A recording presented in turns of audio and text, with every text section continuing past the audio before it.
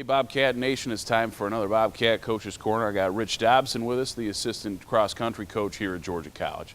And we're going to recap the season a little bit. We've come to a close. Unfortunately, the 2010 has gone by the wayside. And a solid performance for, up and down, and got some good runs, some good times, school records being broken left and right. And it finished up with both teams taking ninth at the Southeast Regionals.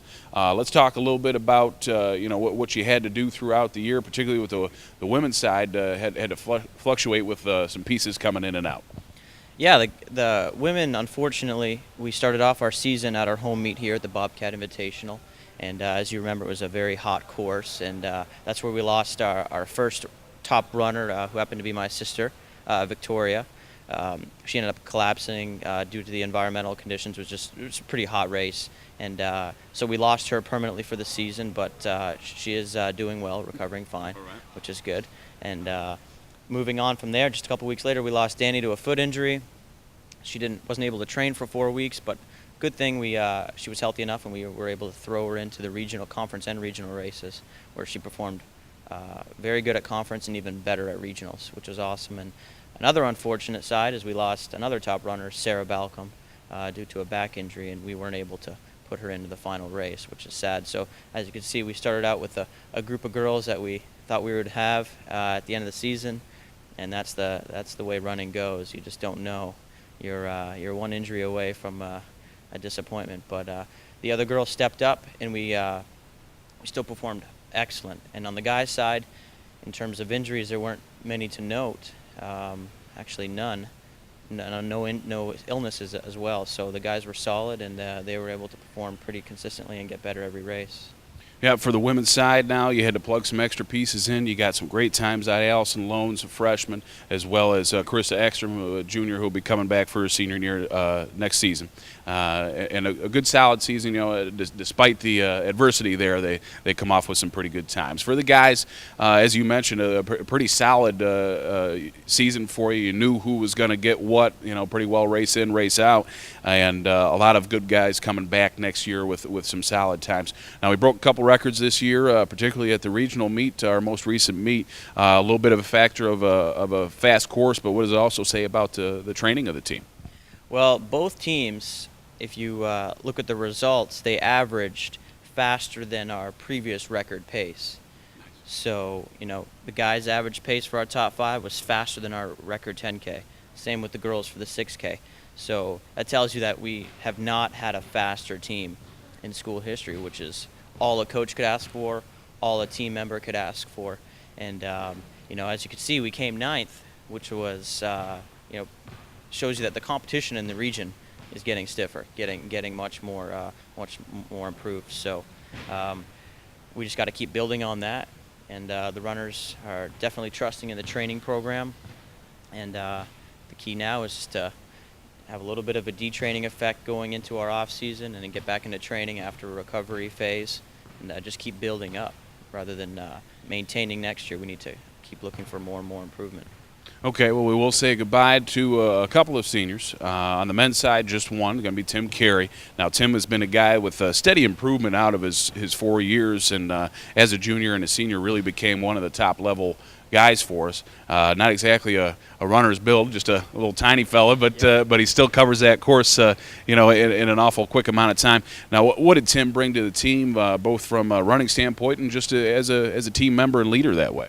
Yeah, you mentioned leader, and that's exactly what Tim was. He was a stable force on and off the course. He was very mature, and guys knew that Tim was there for business. And when it was time to get the job done, Tim was there.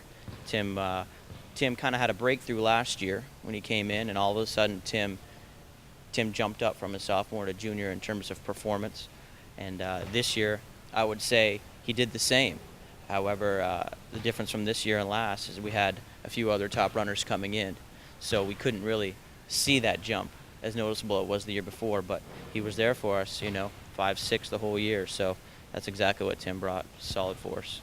All right, on the women's side, just two seniors. You lose Danny Destich, an all-conference runner as a freshman, and a regular top 5 performance, probably top 2 or 3 at the best. And also you lose Alex Taylor. Tell us a little bit about each one of those runners and what they brought to the table for the team. Well, as I mentioned earlier, it was unfortunate to see Danny have to miss that much training, and we honestly didn't think she was going to run anymore.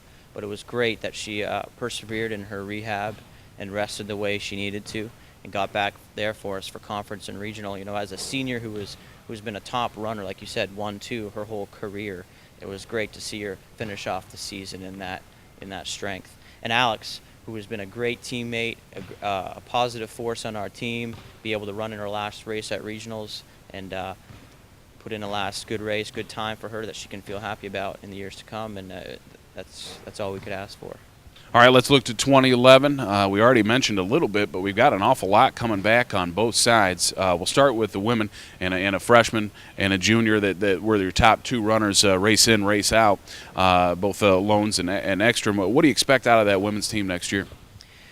Well, the biggest thing is that they're already asking me, well, what do we need to do in the off season? And of course, you know, considering it's only been a couple weeks since the season, I don't even want to talk training with them right now. I want them to recover, focus on their finals, because that's what they need mentally and physically.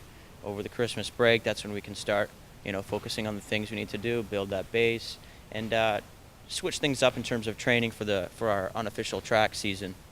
Instead of training them more for the mile, 3,000 that we have done in the past, we're going to try to just continue cross-country style training, train them like distance runners, and just lay that foundation for the summer, and hopefully they can be even better next year. Okay, on the guys' side, we're looking at a heavy stack of seniors coming back next year. You got Daniel Horseman, who led you just about every race this year.